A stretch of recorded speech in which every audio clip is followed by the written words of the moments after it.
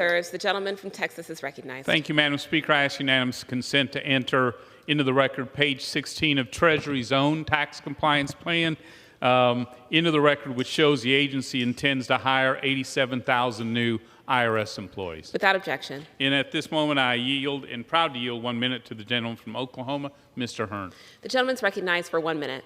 Madam Speaker, I rise today in strong opposition to the bill before us today. Never in our history has the federal government responded to a recession by raising taxes on Americans. It's simply unthinkable. Nearly everything our colleagues across the aisle have said about this bill has been proven false. I've noticed they've stopped calling it the inflation legislation because they know it's not true. They're hailing it as a climate and tax plan.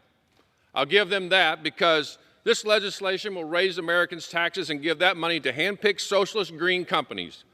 I wouldn't be proud of that if I were them.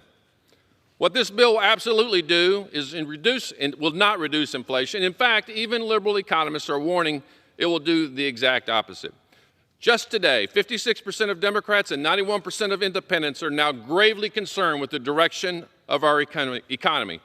I've received thousands of phone calls, text messages, and emails from my constituents over the last week pleading with me to stop this bill from passing.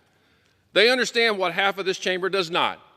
When the federal government spends more, American families have less.